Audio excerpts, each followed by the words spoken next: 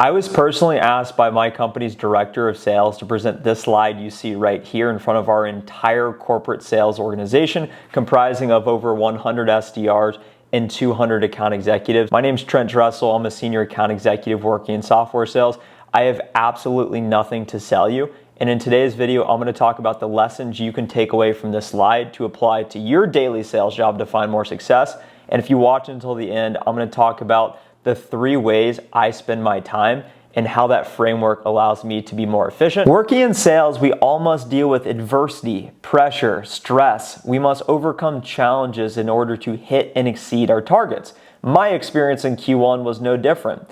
I use this bar chart here to summarize with data what happened to my pipeline in the massive drop-off I experienced, which created a lot of challenge for me. As you can see early on in the quarter, I had over $350,000 in pipeline. Given that still is not enough to hit my target, within a week and a half, I lost over 60% of my pipeline. I was down to about $156,000 in pipeline due to macroeconomic conditions. This happened to a lot of people in my company. Keep in mind, my quota is $216,000 in new revenue. I had less pipeline than I needed to hit in total revenue, which for those of you who work in sales as account executives, you typically want it about 3 to 4x total pipeline coverage of your quota. Meaning if your quota is $200,000, you want at least $600,000 in pipeline. So you could look at that situation and say, okay, Trent's going to fold, Trent's going to concede and play the long game and say, you know what, this quarter's a wash, I have no shot, I'm just going to set myself up for later in the year. But early on I said, not me, I've hit quota 5 quarters in a row, I'm going to do whatever it takes to hit my quota. And as you can see, I finished at $225,000 in Q1 on a $216,000 number. That's about 104%. And I talked about the 4 lessons that helped me do that and accomplish that because my director of sales said, Trent, this is one of the most scrappy things I've ever seen. Can you come talk to the group and talk about how you did this and talk about your experience? Because everyone deals with adversity, setbacks, challenges. No one deal, won or lost, is going to dictate your quarter or year. So it's all about the daily habits and how you think about the job, mindset, and what you ultimately do. Strategy number 1 that I deployed to hit and exceed my targets despite the adversity is writing down my targets every day. This sounds really simple, and a lot of you hear this and say, okay, that sounds like a good idea, but you don't actually do it. Every morning, before I even start working, before I open my laptop, I write down, I have closed $300,000 in revenue, Q1. I have closed $300,000 in revenue, Q1. That's my target. And as you'll see, my target is much higher than my quota. I see some reps either not having targets or they'll say, I'll close at least $215,500, whatever the bare minimum is, they can hit their target. They've already lost writing down a number like that. You need to write down a bigger number because even if you don't hit your number, if you shoot for the moon, at least you'll end up in the stars somewhere. You always want to set targets much higher than you think you can, and you must write them down and you must say them in your head with conviction that you're going to go accomplish them. The reason writing down your goals every day matters is number 1, you know what the target is. You know what you're working towards. So you can say, okay, I need 10 30K deals, and you can start to reverse engineer what you actually need to do to get there. Number 2, by writing it down, I swear the deals will start to find you. I had no business hitting 300,000, but I didn't actually do it, but I had a chance to do it because an 80K deal found me just by writing down my targets. It helped number 3 align the necessary level of action I needed to take to actually hit my targets. Who's more likely to achieve their goals? Someone who writes down their goals 356 times a year or someone who never writes down their targets? You know the answer. Start writing down your goals. Strategy number 2 I use to exceed my quarterly quota is to commit to pipeline generation activities every day. I feel super fortunate that I started my career as an SDR, so I'm very efficient at calling, prospecting, sending emails. I know exactly what to do and I'm efficient at it. Not everyone knows what to do, which is a challenge, and that's why I like to make videos talking about modern sales strategies. And a lot of reps also have in their mentality, they say, oh, I'm too high level, I shouldn't be prospecting anymore. If you ever find yourself saying that, that is a losing mentality and you will never be a top performer with that mindset. The mindset you need to have is that you cannot out-promote the need to cold call. Cold calling is never going away. And the more you can commit to daily prospecting pipeline gen activities, the more successful you're going to be. Bottom line, it's very simple. All you need is enough pipeline and you will always hit your quota. So commit to doing the right activities each and every day. And you can slice and dice this a lot of ways, but the general rule of thumb for me as an account executive with the $216,000 quarterly quota is I need to make at least 30 outbound cold calls a day. And I need to send at least 10 net new prospecting emails each day. So most mornings I find myself sending 10 prospecting emails.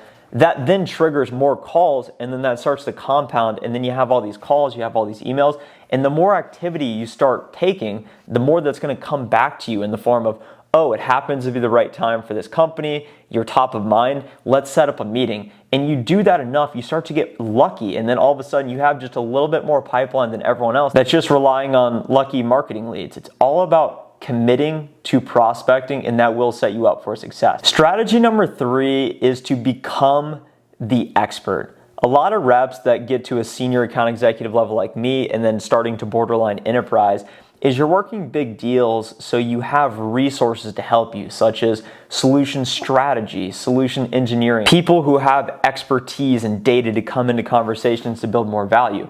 My experience has been you need to leverage those people, but you also need to believe you are the expert. I walk into every sales conversation at whatever stage and believe I am the best person at doing discovery in the world. I am the best person at giving demos. I am the best negotiator. There is nobody else I would rather be doing this than myself.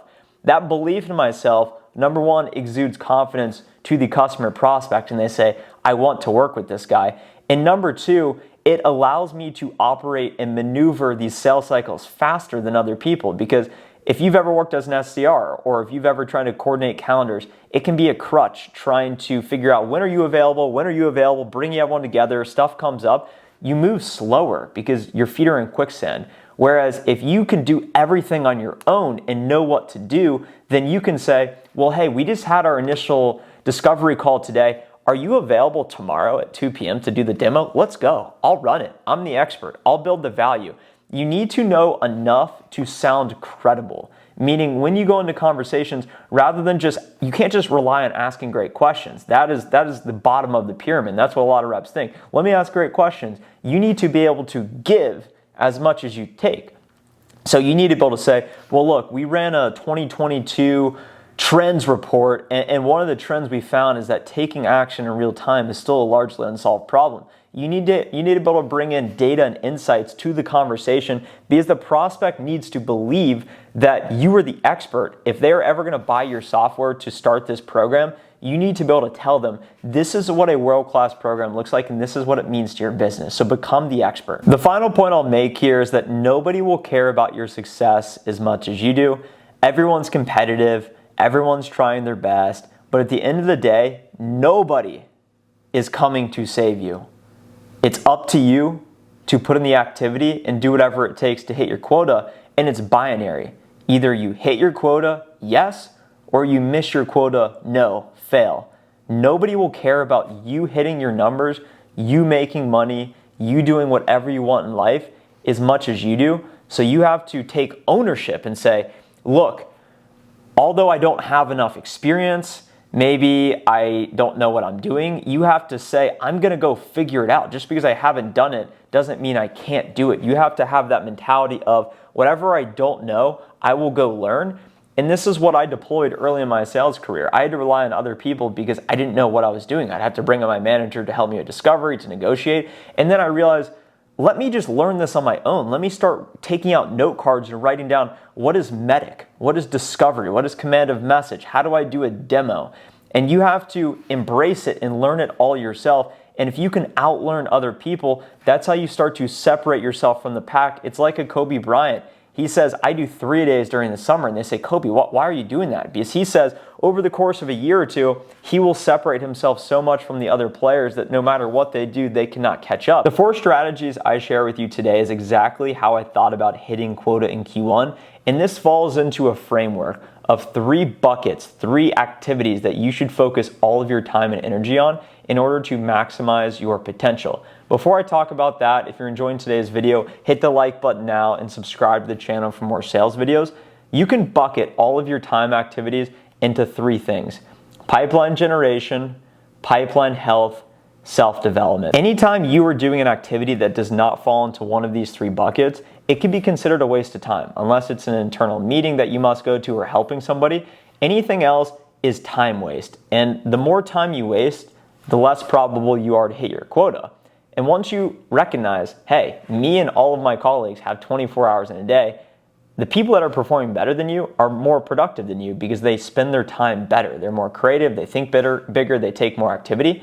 So think about these three activity buckets and focus more of your time on what do these mean for me and how do I do more of them. Number one, pipeline generation. We talked about one of the strategies in this bucket of commit to daily pipeline generation activity. 30 calls, sending 10 emails. Pipeline generation to me means generating pipeline. Pipeline is basically coverage for your revenue number, meaning if your revenue number, your quarterly quota is $200,000, you need at least $600,000 in pipeline. Pipeline are basically deals that the value it could close for. So you're working with 10 companies and you might be able to sell a $30,000 license to each company. That would be $300,000 in pipeline. So you would need some more companies or you would need to increase your deal size.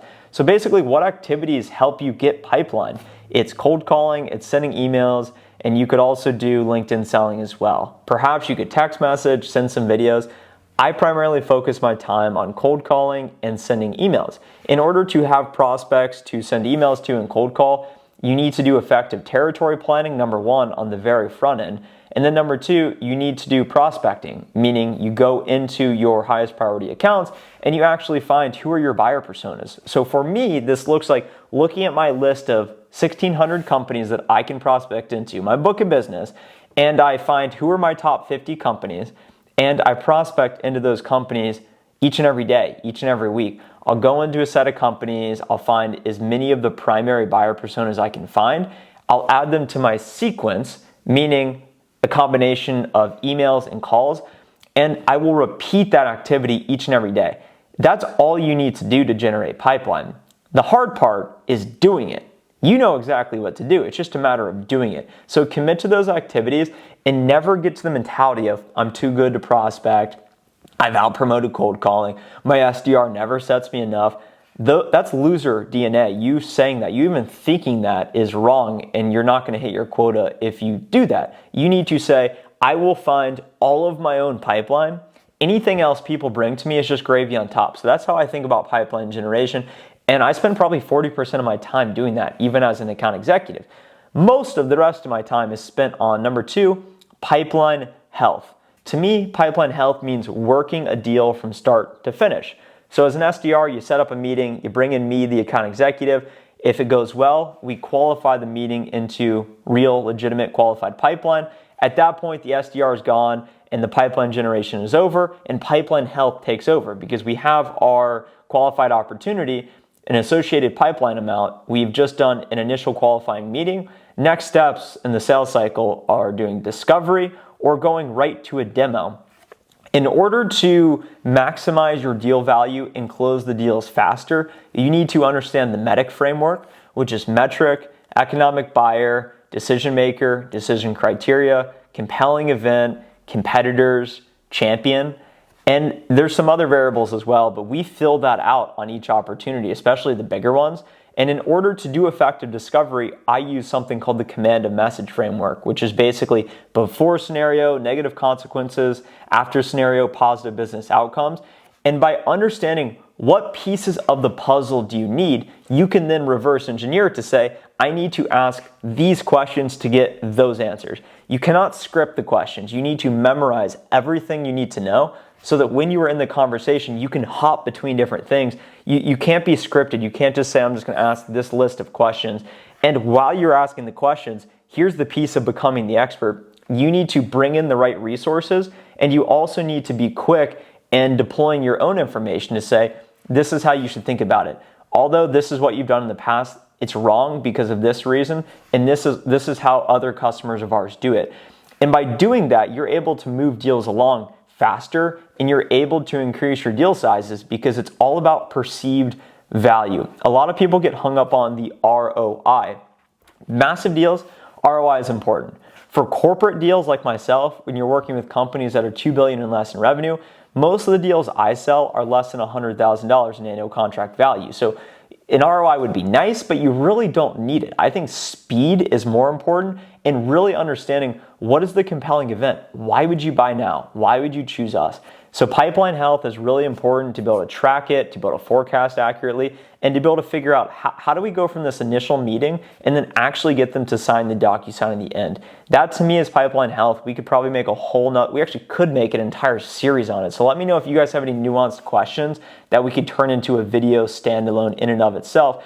And the final bucket of time is self-development. That plays into that underlying piece of nobody will care about your success as much as you do. Sales reps always say, we need more training, we need more enablement. Enablement sets up training, and then you say, we need more time to sell. So nobody can do the work for you. In order for me to get to the place I was today, double promoting, never missing quota, it took me going into all of our resources and reading everything and saying, how can I learn more about the product than other people? How can I learn more about the market? How can I learn more about the sales process? How can I learn what works for me? And that has allowed me to grow at an exponential rate because I always do self-development. I don't just do the boring company self-development. I do my own self-development. I listen to motivating people on YouTube. I watch podcasts. I read books. And all of that information is important, but here's the punchline. It does not matter if you do not use it. Meaning, it's really easy to get caught up in, oh, I read a lot of books, like all these academics. I have an entire library of books. I've read a lot of books, but what I've realized is I don't actually need to read the books if I can't use the information. It's all about applying it. Knowledge is not power. Knowledge is potential power. So you need to identify through self-awareness and coaching, where are my gaps? What am I missing? Am I not good enough at demoing? Do I not know how to negotiate? Do I not know the sales process well enough to move people along? Figure out what is that thing holding you back. And then figure out what information do you need to understand to then figure that out and get better at it. And through continuous improvement, that's how you get better. Don't just sit down and say, oh, they tell me to read this, let me read it. Ask yourself, what are you not doing good enough at? Identify 1 to 2 things and then go find the information to help you learn that. All the information you ever need to know to be successful in your job, wildly successful, is online for free right now. As an account executive in software sales, you should be spending all of your time on pipeline generation activities, pipeline health activities, and self-development. That's all that matters. I'm gonna end the video there. Hope you enjoyed the beginning, that first slide. I look forward to sharing it with my company. If you got value from today's video, I wanna invite you to join my Sales Prestige podcast community. Click on the first link in the description below. Subscribe to the Sales Prestige podcast channel. We put out a new episode weekly. We have big time guests coming on this week. New episode live every Tuesday around 3 p.m. Central Time. I can't wait for you guys to listen. I've been following this guy on LinkedIn for the last few years, so I'm excited to listen to it along with you guys, although I just edited it, clipped it up, and I've already watched it once, but I'm going to watch it again. Have a great rest of your day. I'll see you guys there. Bye.